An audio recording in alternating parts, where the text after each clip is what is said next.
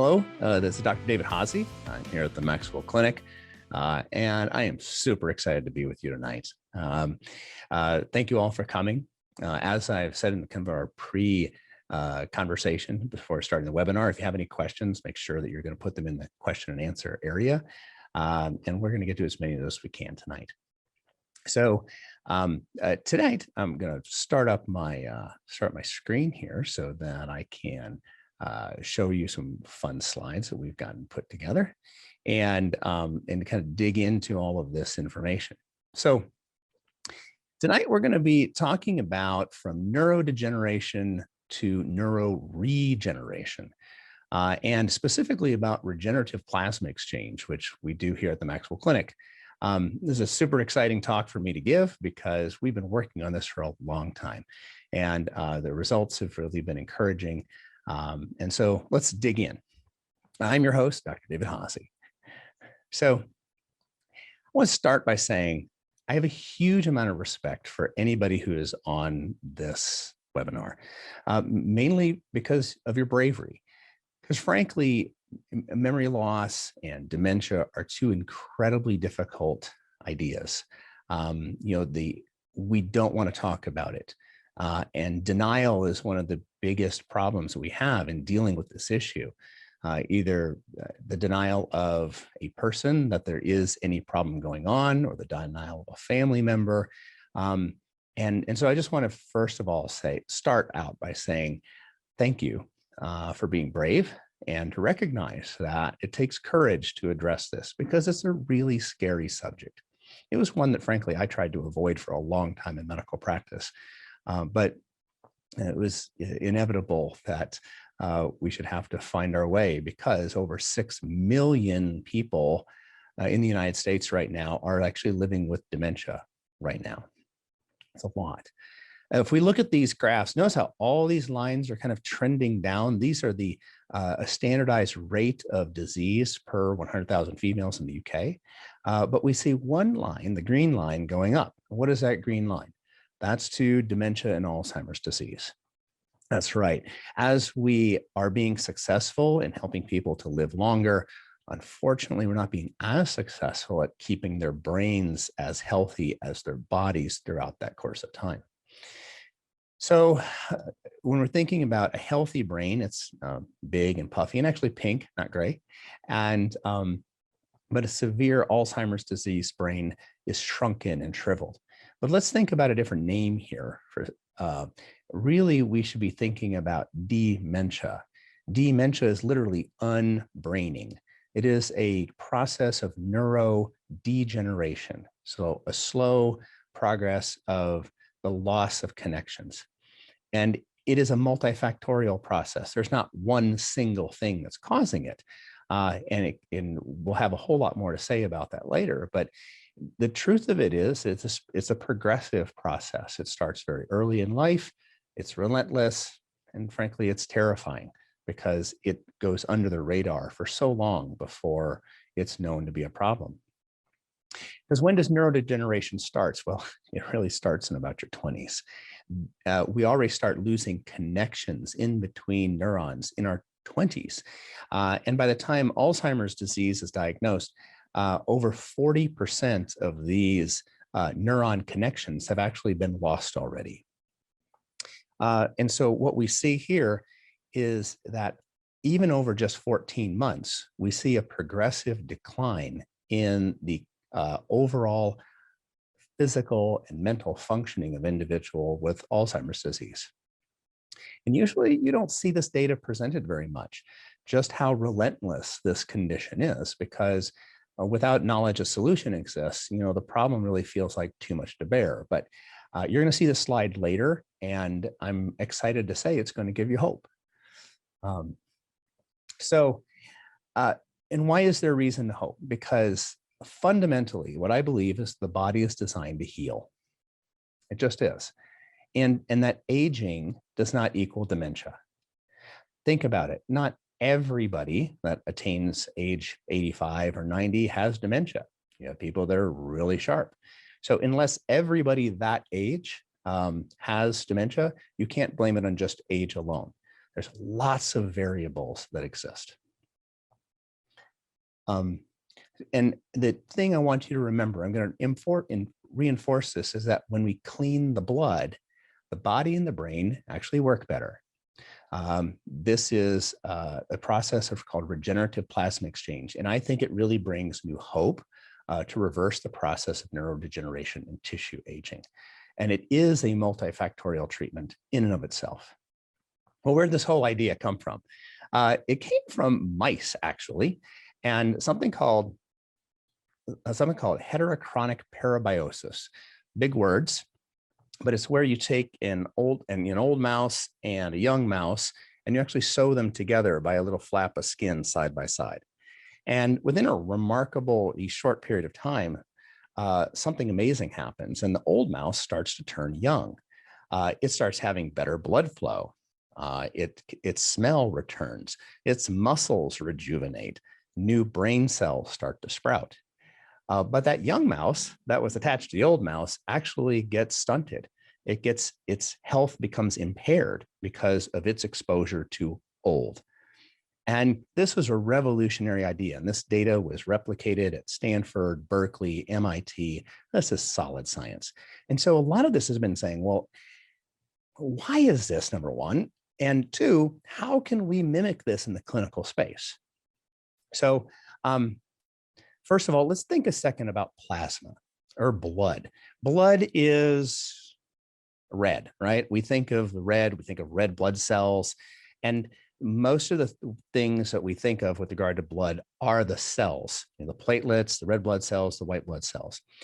And that's really the solid part, or the formed elements of blood. But then you also have plasma, and plasma is the liquid part of blood.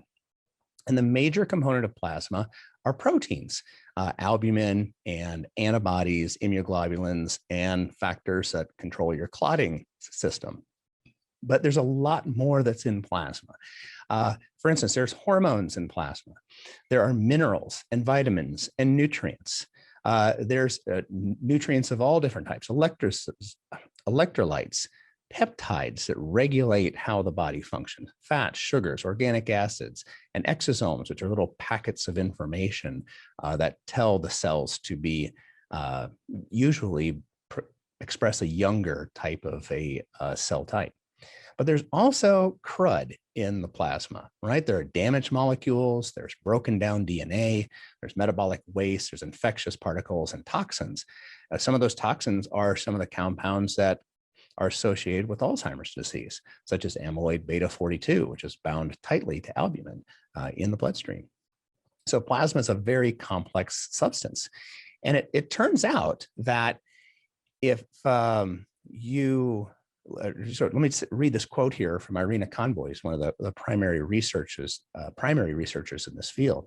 She says that altogether, current literature strongly suggests that aging in general results from the abandonment of tissue maintenance by resident stem cells, which become inhibited by their aged organismal niche. Now, what that means is that the healing that occurs in your body happens from stem cells that are distributed throughout all of your tissues everywhere. And these stem cells are the ones that will divide and create new tissue and repair the body ongoingly. But those stem cells only act or only work as well as their surroundings are clean and indicative of youth and health. So they took stem cells, and so on the top panel here, you see young stem cells in a young niche or a young environment, and those do effective tissue repair. And then in the blue band, we see old stem cells, see all little speckles, and they're kind of wrinkled. Those old stem cells are in an old environment, and the old environment actually causes those stem cells to behave old and not do much healing. So, but if you take those old stem cells and you put them into a younger or a cleaner environment, what happens? Those individual stem cells actually start to rejuvenate and act young again. So this is a really remarkable idea. This is actually an environmental therapy. When we change the quality and the character of the plasma, the stem cells body-wide behave differently. This is really good news when we're fighting a degenerative disorder. Because we actually see multi-tissue regeneration in these mice that are undergoing parabiosis. So these old mice were helped by this clean young plasma of the young mouse, and it saw that the muscles, regenerated, and they looked younger and they recovered faster from injury. The liver looked younger. There's faster injury recovery and a reversal of fatty liver disease. The brain, there was new neurons sprouting in the brain, better memory on testing, and actually smell recovering. And smell is a part of the brain. Kidneys also had decreased markers of kidney aging. The immune system behaved younger. B cells and T cells function improved. And in the skin, bone, and connective tissue, it looked younger, behaved younger, and there was a reversal of osteoporosis. This is quite a list, isn't it? Well, it's because it's the body that's doing the healing. It's the stem cells that were already in these mice, already in these mouses' tissues, that all of a sudden were in a cleaner, more functional environment. And voila, they started functioning better. The good news about this is that if you clean the plasma, and that can mean having a healthier, cleaner lifestyle to an extent, those stem cells actually function better. So your stem cells act the age of their environment.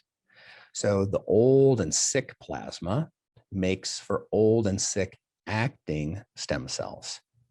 So cleaning the plasma removes toxic factors and induces stem cells to act younger. I think this can be understood by thinking about Betty White, right? Isn't she a doll? Oh my gosh, what a powerhouse. She's 99 right now, looking at her 100th birthday. And how does Betty White act so young, right? She's old, but she acts young. Well, she surrounds herself with a young environment. And look at the smile on her face. I mean, is that woman acting old? No, sir. But I always love it when Betty White can be the one to teach us something. What a dear she is. So, when we start to think about turning our attention from stem cells back towards dementia, dementia is a very late stage process because that's actually a degradation of the organ itself, right? The brain is not functioning on the whole, and therefore it's not functioning very well. But the brain is also made of tissues, and the tissues are made of cells, and the cells are made of molecules. So when we're talking about the stem cell function, we're talking about something that's very deep and rooted in. So symptoms of memory loss or dementia are actually late stage events in degeneration. With Parkinson's disease, the tremor that people see, those individuals may have lost up to 80% of the type of brain cell that helps inhibit that by the time you start getting tremors. By the time you start having memory loss, there's a substantial amount of cellular death that has already happened. And so early symptoms are really important. Things like subtle short-term memory changes, a difficulty finding the right words, changes in mood, apathy, just not caring. And it's like, I'm just done with life. That's not just getting old. I mean, we really have to recognize the human spirit has an incredible desire to contribute and to be alive, no matter how old you are, if your brain is healthy. Difficulty completing, just normal everyday tasks are another sign of early dementia. A mild confusion, losing one's place in a story or in a situation. Difficulty following a storyline, like oh, I can't, they don't really get it in the movie. A failing sense of direction, or not really orienting themselves as well as possible. Being repetitive, or being repetitive. Sorry, you have to. I mean, I'm not making fun of anything here, but one has to smile or cry at some situations. And struggling to adapt to change. All of these are early signs of dementia that do deserve getting evaluated. And you'll see why this becomes so important, because the consequences of dementia are so severe. We have a loss of independence, a loss of one's sense of self, a loss of the knowledge of contributing in the world and feeling like you matter. And to just be frank, it's a massive financial burden. No matter the path that one takes, whether just being in complete denial that there's a problem and allowing things to progress, or to be proactive, to work to recover and hold on to one's memory. And also there's a big burden on caregivers, not to mention that death is an actual consequence of dementia, right? 1/3 of seniors die because of Alzheimer's disease or another dementia. That's actually more than breast cancer and prostate cancer combined. Caregivers spend an average of 24 hours per week providing unpaid assistance to a loved one. This condition is taxing on the entire family system or the entire network of an individual. It can bring out beautiful relationships and all of that, but it still it's hard and taxing. Just to give you an idea of just how expensive dementia is, the cost of dementia as a whole and caregiving costs and direct costs lands somewhere in between the entire Medicaid budget for the United States and all out-of-pocket expenses in the US. I checked those numbers several times. They blew my mind away when I was looking at this. And the average rate for memory care center is about $5,000 per month. And it can be as high as about $10,000 a month, which would be $120,000 a year. So, the processes to prevent these conditions are not without expense either. Cleaning the blood is what is possible to help this body and brain work better. This treatment, now you understand the complexity of plasma and the complexity of stem cells. You realize that we're actually changing the environment of what a stem cell lives in order to change its function.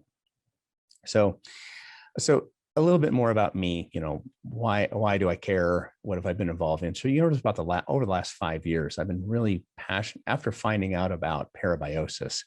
It's actually been longer than that. I've been passionate about figuring out how can we utilize this remarkable therapy of cleaning the plasma or providing healthier plasma to an individual to cause body-wide stem cell regeneration. I did a TED Talk in 2018. You're welcome to look it up. It'll give some context what we're talking about, and you'll know what that funny thing in my hands is if you watch the TED Talk. I was actually born on a farm in South Dakota. I'm a farm boy. I'm really focused on practical things. I went to Vanderbilt for medical school. I went to Mayo Clinic for residency and practice.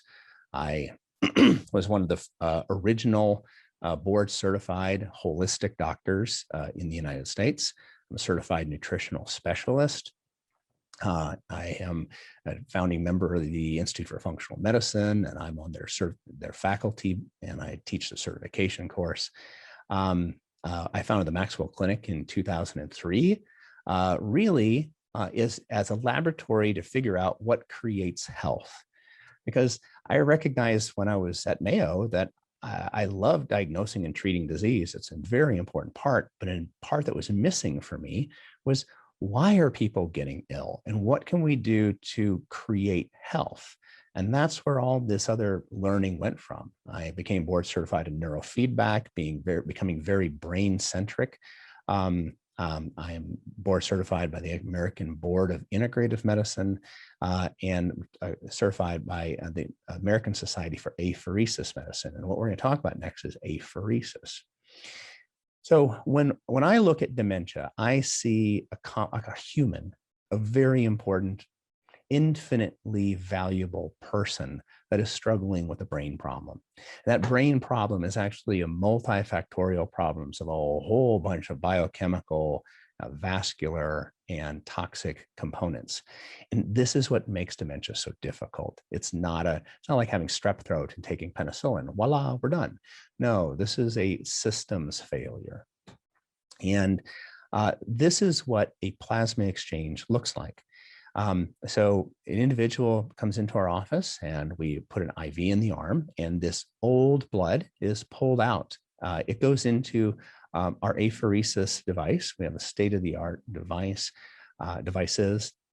And then it's a centrifuge, so their plasma is separated from their cells, and the old plasma gets put out into bags and eventually thrown away. And then all of that person's red cells, white cells, platelets are kept and carefully transmitted and combined with a replacement clean plasma protein combination. We also customize a tremendous number of things to augment that therapy for that person. And so all the person's own cells, their clean albumin and plasma proteins, as well as any customized augmentations, gets returned inside via another vein to the other arm. So this is a really remarkable process, and this continues on. And depending upon the weight of that individual, at the end, we may have removed anywhere from about 2.5 cc's of plasma, or anywhere from 2,500 cc's of plasma to 4,000 cc's of plasma. So 2.5 to 4 liters. It's a very sizable. This is what we call a total plasma exchange. And it's a remarkable process. So that person getting an opportunity to reboot their stem cells by removing a vast number of toxic and inhibitory factors that are in the body. Now, this is a standard medical procedure. We treat patients with severe autoimmune disease with this plasma exchange process. Myasthenia gravis, multiple sclerosis, neuromyelitis optica, many conditions that we can treat because that would remove the toxic antibodies that's causing those autoimmune conditions. So this is using a clear, standardized, understood science and applying it in a different way. So a very large trial was done looking at many of the processes we do. And this is called the AMBAR trial. And now do you note this graph again that I showed earlier on?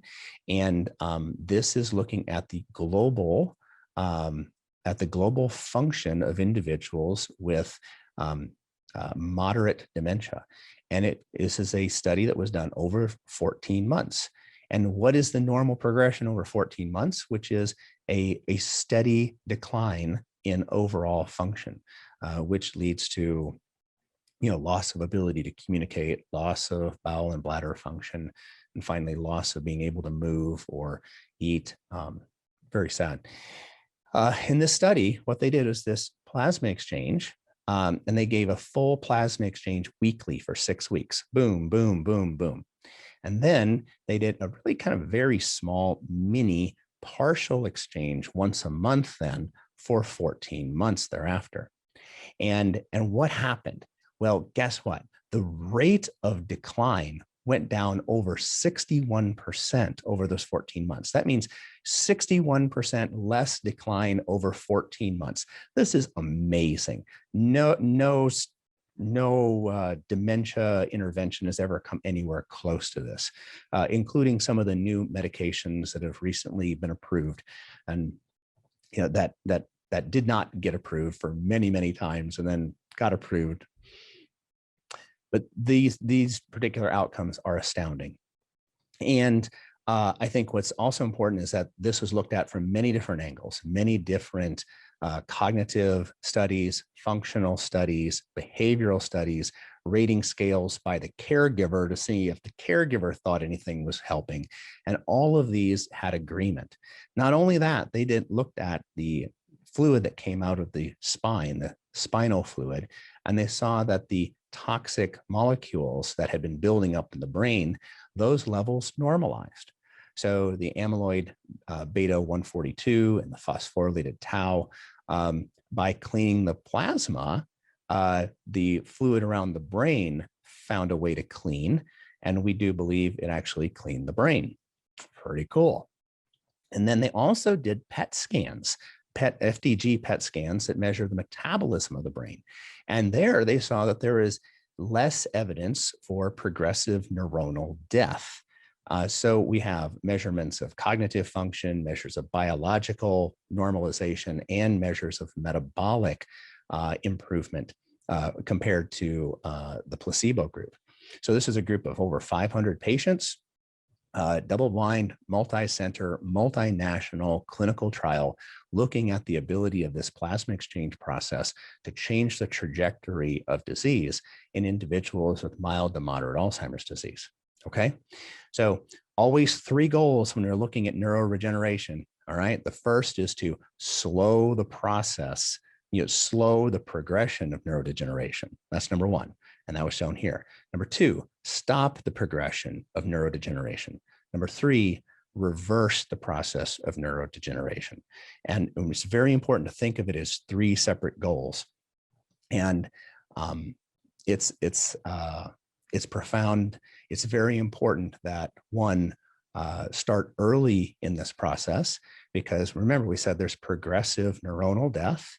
So the earlier that one starts, the more neurons one has to work with, and the more of those neurons are maybe just sick rather than dead, because you can't bring the dead back to life. You may heal the sick as it comes to cells or humans, but you can't bring the dead back to life. And so even with neuroregeneration and neurogenesis, there's limited effect that that's going to have. So starting early, starting as soon as possible is the most important thing. Okay, let's take a look at another scale. This is also looking at cognitive function. I want to make a different point here. So this is comparing all patients, which we see on the far left, to individuals that they split out all patients into moderate Alzheimer's disease. And you see that curve is a steeper curve than the all patient. And then if we think about mild Alzheimer's disease, the curve is much more gradual. So the earlier you are in the process of neurodegeneration, the more subtle and slow the findings are. This lulls people, I believe, into complacency. It's like, well, it's not so bad. I'm just getting a little older. My memory's not as sharp as I was. But this is the opportune time to make a difference, because look at this difference. If we look at all patients, this process pretty much stopped progression. In moderate Alzheimer's disease, it did the first goal. It slowed progression, like I said, around 60%. But in mild Alzheimer's disease, a remarkable thing happened. These individuals had better brain function 14 months after the beginning of this trial than when they started. Not only did they just do not as bad as people that got the placebo, but they actually did better. They ended up better than how they started. That's remarkable. So the major points are the earlier in the memory loss process one begins, the more benefit one likely achieves. And that includes for prevention as well. The earlier you start making small changes in your lifestyle, exercise, eating clean, decreasing inflammation, controlling infections, decreasing toxin, everything to make your plasma cleaner today, all of that matters. So the day to start is now. And so many people actually seek us out for longevity promotion utilizing this plasma exchange, even before memory loss begins. And you can understand why that is when you understand that we're actually looking at multi-tissue regeneration as the mechanism by which this process moves forward. Okay, let's go on. So now let's take this same, I left the arrows where they were, and I want to highlight something else that they found out about this study, which I think is pretty remarkable. We're going to take those arrows away, and we're going to put in some circles. This circle emphasizes the areas where the first 6 weeks where these individuals got weekly plasma exchanges, boom, boom, boom, boom. And notice that the most improvement, you see the purple line going up, the most improvement that was seen in the study was when these plasma exchanges were being done most frequently. After they shifted to less frequent, and a much smaller volume of plasma exchanges, the effects tapered. We think we can do better. We're gathering the data to help prove this and to continue to modify and improve our techniques in this deal. But the most benefit occurred during the time of weekly plasma exchanges. Very important to recognize. So we believe that more frequent, higher volume plasma exchanges are better than less frequent plasma exchanges. So our MaxWell Regenerative Plasma Exchange, we're the original developer and world leader in regenerative plasma exchange. We have the largest database of results tracking. We have the highest levels of customization and safety assurance, and we have opportunities for systems medicine integration in this process. And now I think you're understanding that why, when we clean the blood, the body and the brain work better. And this is why regenerative plasma exchange, we believe, is bringing new hope to reverse the process of neurodegeneration and tissue aging. So we're not just working on the brain, we are actually thinking about the body as a whole. So it's a multifactorial treatment that is treating multiple tissues in the multiple organs. So let me tell you about one of our patients that's been going through this process. This is Gary. And this is his direct quote. He said, I found out I had the Alzheimer's gene. Actually, he had two genes, ApoE44, which drastically increases his risk of developing Alzheimer's disease a few years ago. I was frustrated that I wasn't performing well at work, and I often flew off the handle at things that didn't bother me before. Remember, irritability? Because I have a family history of Alzheimer's, I knew these were early signs of the disease. And if I didn't do something, I would eventually pass away in the manner my mother and my brother did. I was depressed and anxious and felt like I was losing control. I was concerned about my future, but more importantly, about the impact I would have on my family and business. It's not just about me, it's about the big picture. Of note, when we did MRIs and volumetric analysis of his MRI, we saw that he had very substantial hippocampal atrophy. The hippocampus is one of the parts of the brain that shrinks the most with Alzheimer's disease. We also did quantitative EEG and electrophysiologic studies supporting his diagnosis of dementia. Well, what did his wife think? His wife said, I'm a very strong person, but I have to admit, when we found out my husband had the Alzheimer's gene, I felt anxiety.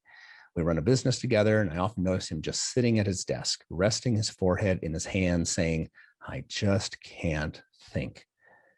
He was visibly frustrated, and he also started to grow increasingly irate at some of our staff and began having anger outbursts.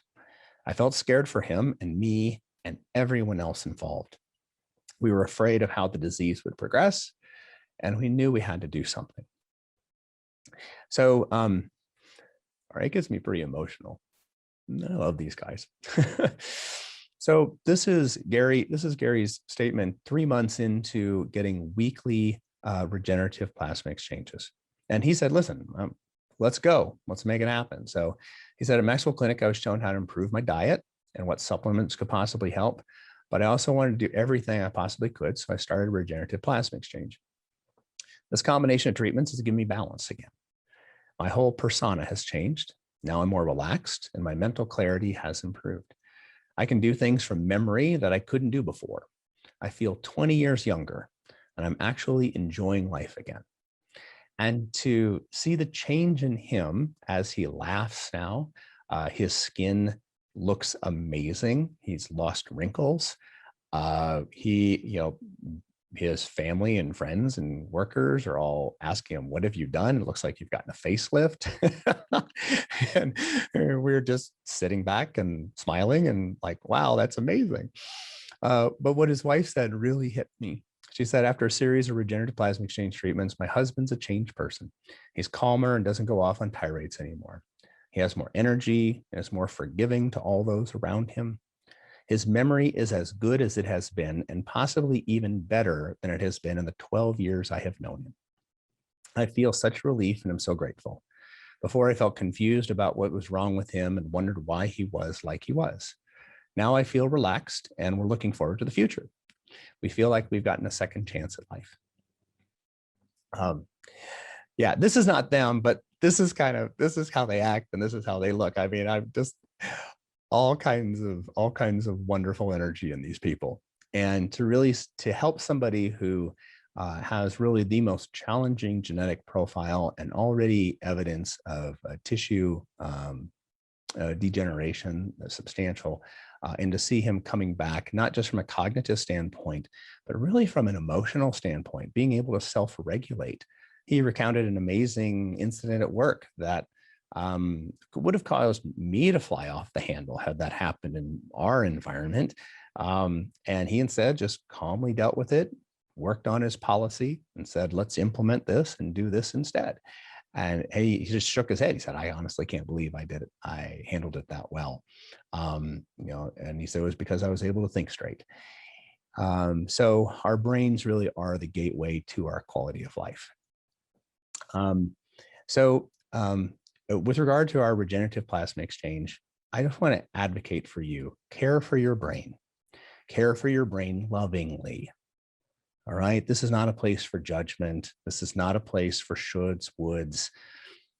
Care for your brain lovingly. It's an amazing gift.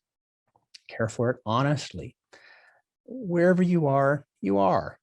Denial doesn't help anyone. Denial ain't just a river in Egypt, right?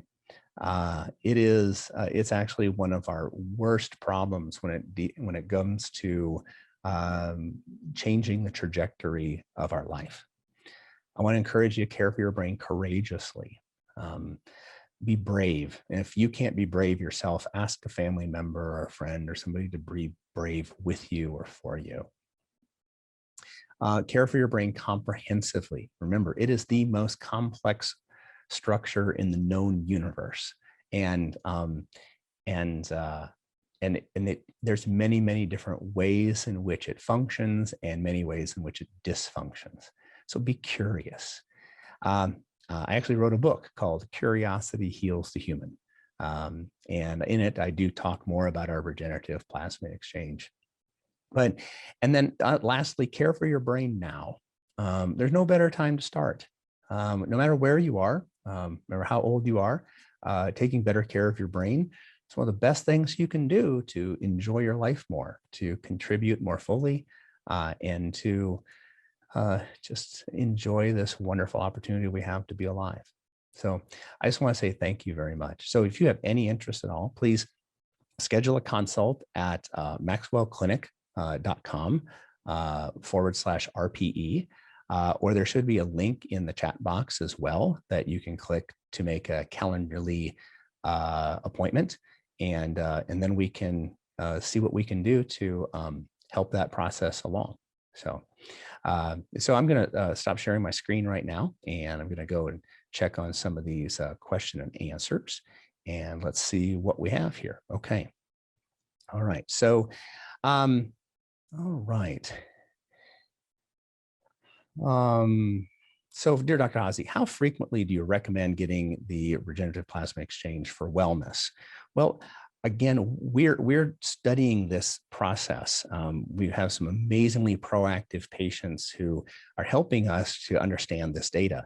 So for instance, one of our patients who is a biohacker, that's somebody who is very committed to doing everything possible to live the fullest life possible.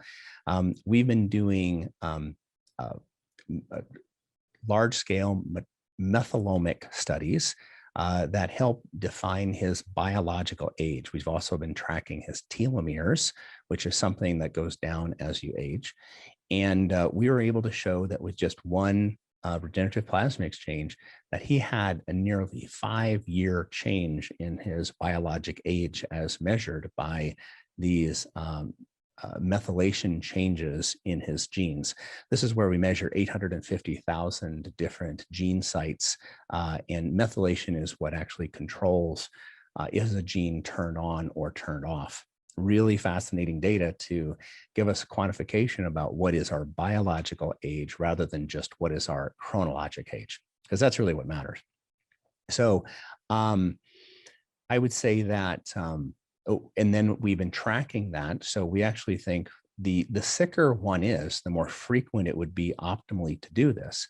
Probably when one's around 50 years of age, getting this done once a quarter would be an amazing help. I'm testing that out. And then individuals, the more chronic disease one has, the more inflammation or the more, especially autoimmune disease, the more frequently I think this would be beneficial, even up to once every month.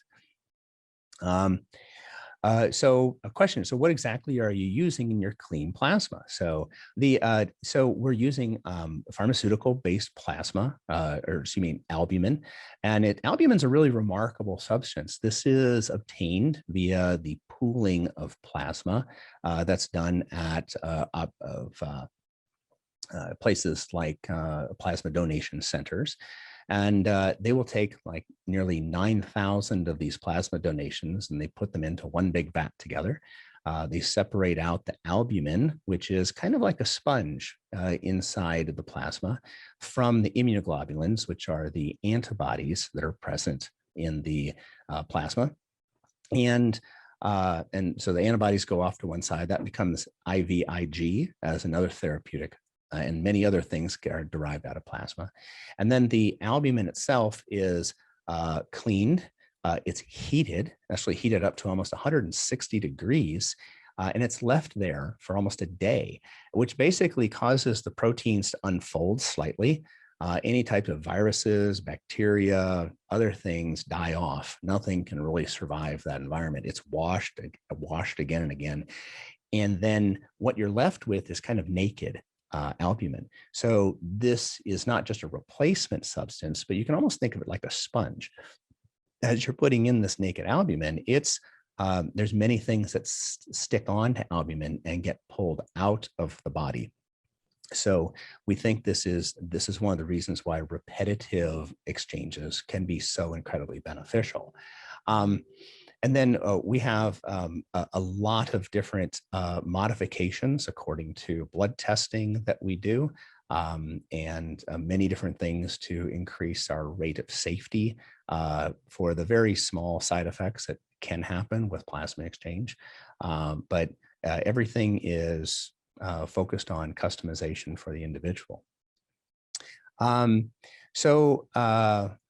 Is it known that the nervous system needs to be regulated before any modalities will work, especially like with trauma? How will this help? If the detox pathways aren't working properly, will this reduce the effectiveness of this treatment? You know, I'm a big fan of being honest about trauma. Trauma is a big deal that holds back people's lives and upregulates the immune system. It causes all kinds of neurologic issues. But this is a real biologic therapy. And the good news is, because we are a system of systems, we're not just a system of emotions, but we're a system of electricity and a system of biochemistry and a system of structure. Improving this biologic system has massive ramifications, especially Gary. What a great story, right? Here, we weren't treating him for any mood problem, or we weren't treating irritability. We weren't putting him on Prozac or major tranquilizer. We weren't giving him sleeping medications to help him sleep better. Those things just happened as his brain physiology started to improve, which I think that's really the essence of root cause medicine.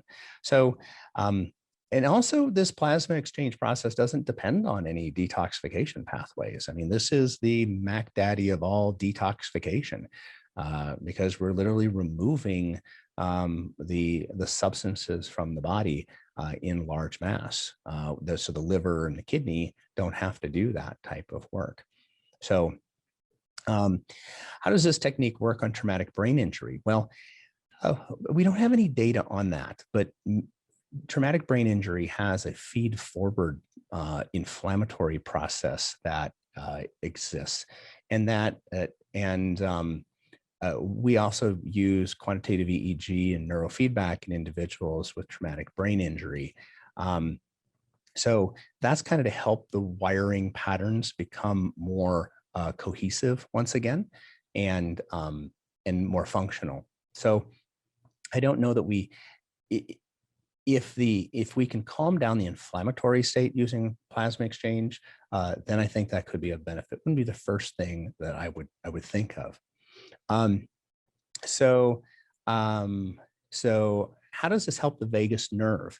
Well, any type of trauma or any type of inflammation can cause the vagus nerve to be out of balance with your fight or flight system. We haven't done any studies on the vagus nerve, but what we have done studies on, what are very interesting, is the effect of this therapy on the glycocalyx. So the glycocalyx is um, a Teflon coating that's in the inside of your blood vessels. We've been studying it here for several years, and it came about with one of our first patients that did plasma exchange. He had Parkinson's disease, and he was one of our very early fans. I've been taking care of him for over a decade, and he knew all about what we were doing and why we were doing it. And I told him, I said, we don't have any evidence that this is going to help Parkinson's disease, except the fact that Parkinson's is like Alzheimer's disease in that it's a misfolded protein response, and that it is a feed forward process, often has a lot to do with toxicity. And so, this may slow down your progression, but let's not have too high hopes. Because listen, we always want to make sure we're not overstating what we know about something. But his response was remarkable. And this was not a guy who was susceptible to a placebo response. We tried a lot of things without much benefit. And over the course of the week after we did plasma exchange, he started gardening again. He started playing the piano, which he hadn't done in 5 years. He asked his wife out on dates. And he went back to the boardroom and took over control of his company. He said it with joy, being back in those meetings and those environments. And we were just flummoxed by that. But then I started thinking about it. It's like, he had incredibly sticky blood. I mean, we had a hard time doing plasma exchange, and every time we do plasma exchange, his blood would get thinner and more function better. And so we started looking at viscometers and ways to quantify the stickiness of the blood. And one of those is a device we have. We have one of the only 60 to 80 clinics in the United States that have this device called a GlycoCheck. And we can actually measure the stickiness of the blood. And sure enough, his was incredibly bad. With a plasma exchange, it made a huge difference in his function. Just by doing plasma exchange is also one of the treatments, or apheresis is one of the treatments for very high cholesterol. So we actually, there's a process of being able to remove cholesterol using another technique much like this. So if we can improve blood vascular health, we can create a huge amount of benefit to all organs that need to have oxygen delivered to them. Another question. So dad, 73, is being set for PET scan for dementia soon. What point is too late to get him into MaxWell for your help? Too late is dead. I'm not being silly about that, but also going back to recognize that the more neurons that die, the less of the harder it is to make forward movement. The earlier that we can intervene, and this is going by the data supported by AMBAR and also our personal experiences, that more frequent plasma exchanges tend to do better for people. I think that's important. The brain has tremendous capacity to heal, but this is why I've emphasized in this talk that the sooner that you can recognize that there is a problem and be honest about that. There's no shame in dementia. There's no shame whatsoever. We are all just walking each other home in this life, and individuals that have dementia give the rest of us a real great opportunity to be kind and to be of service in them. So it's really a profound situation. So, okay, have you had success using plasma exchange in autoimmune patients? Oh yeah, very much so. Like sometimes in the chair improvements. How long would it take to see improvements in autoimmunity? Since autoimmune disease is chronic, is it safe to assume that plasma exchange needs to be a lifelong and frequent treatment? Okay, great point. Think of in autoimmune disease, you have an abundance of abnormal antibodies that are present in the body, and they're causing some kind of injury or damage. And I grew up in South Dakota, so people in Tennessee don't get this analogy as well, but hopefully all will. Think of a snowstorm, right? So you got a big old Midwestern snowstorm. That snow is coming down, blocks the driveway out, and you get out the snowblower. And snowblowers are amazing things, man. They have saved many backs. And plasma exchange is kind of like blowing out the driveway so that you can get things moving again and get the world functioning again. But if it's still snowing, you have to just keep coming back and blowing out the driveway and blowing out the driveway and blowing out the driveway. Now, we don't know how to stop snowing, but we should be really diligent about finding ways to calm down the autoimmune process. And that's what slowing the snowfall is really about. We have 2 physician patients that have sought us out because really the center in the United States to do this, and they both come from several states away. One of them, we've completely reversed his scleroderma. So an orthopedic surgeon with incredible ulcers on all of his fingers, needing to leave surgery because he wasn't able to continue that process. And he has had a dramatic healing. The skin on the tips of his fingers are now normal. And his pulmonary function has improved. His exercise capacity has improved. But we went after that, not just with plasma exchange, but also with changing his diet, seeking out infections that may be revving up the immune system, making sure his nourishment was optimized, looking for other toxins that could cause a feed-forward mechanism. So plasma exchange is a great tool, but I always think always make sure what is the least expensive, least toxic, most beneficial long-term therapies that need to be done. I don't think there's any replacement for plasma exchange, especially when we're thinking about dementia and certainly in very severe autoimmune disease. But we always want to make sure we're setting every patient up for the greatest possibility for success possible. And then the other physician I just want to mention, he had been blown off by his doctors repeatedly because he had a degenerative peripheral nerve problem.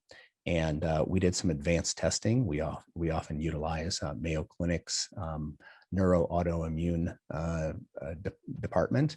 And we have several other labs that measure some less common autoantibodies.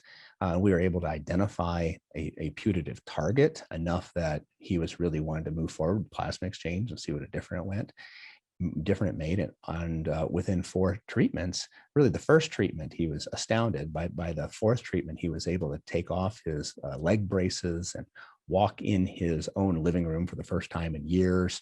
About 6 treatments in, he was able to do a little dance, and the muscle mass that has increased in his lower extremities is remarkable. His pain has gone down tremendously.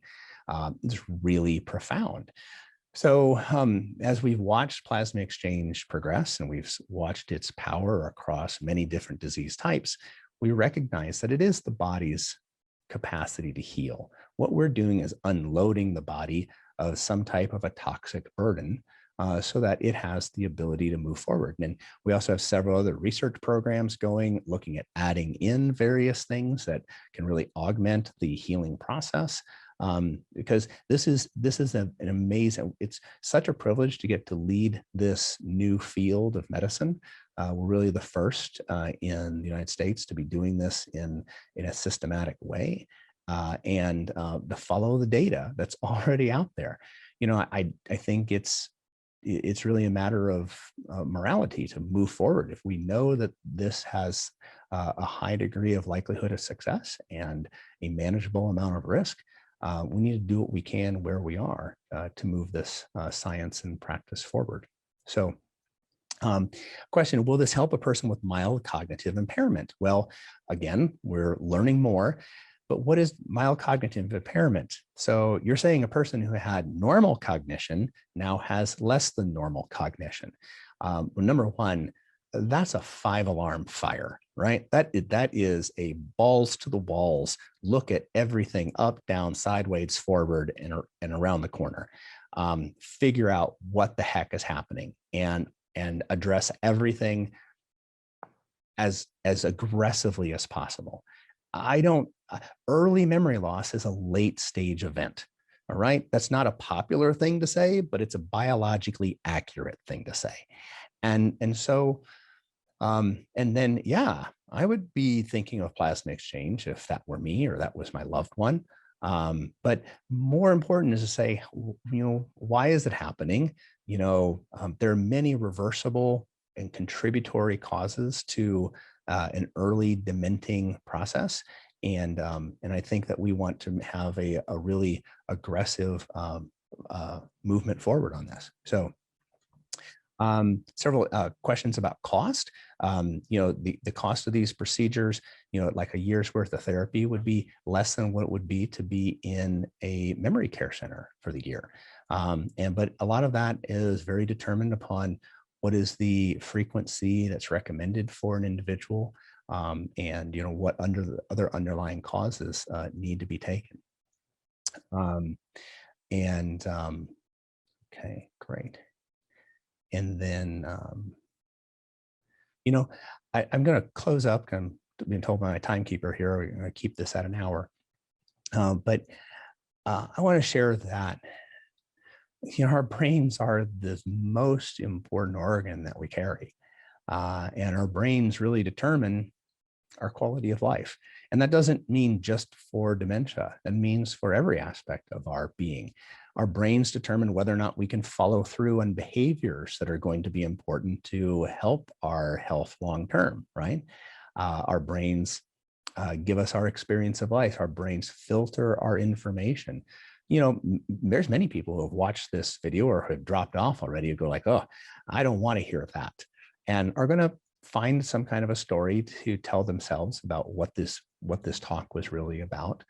We're trying to protect ourselves from pain. We're trying to protect ourselves from harm all the time. And so we tell ourselves stories and we create ideas in our mind. I think it's just so important to have grace for each other. Each one of us have this miracle of a mind. We have this amazing thing we call a brain that we get the privilege to use for a time. And I would just want to make sure that everybody is giving themselves as much grace as possible. Give those loved ones that are being challenged with memory grace. If they're fearful, just love on them, right? I mean, this is not a matter of right and wrong. It's a matter of love and care. And we want to care for people, no matter if we can help them or not. So I want to really come back again. I'm going to put that last screen up here on the, I'm going to put that last screen up here again. So if you can find the, I want to make sure you find the, oops, tell you what, every once in a while, there are too many buttons that exist here, right? So I'm going to hit share screen again, hit that little thing, Wow, am I proud of myself now. And so remember, care for your brain, care for it lovingly, honestly, courageously, comprehensively, and do it now, no matter what that means for you. Welcome to schedule a consult to talk about regenerative plasma exchange. Go to www.maxwellclinic.com/RPE, or click the link in the chat box. I think that's been placed there. Thank you all for your time. I want to encourage you. The brain heals.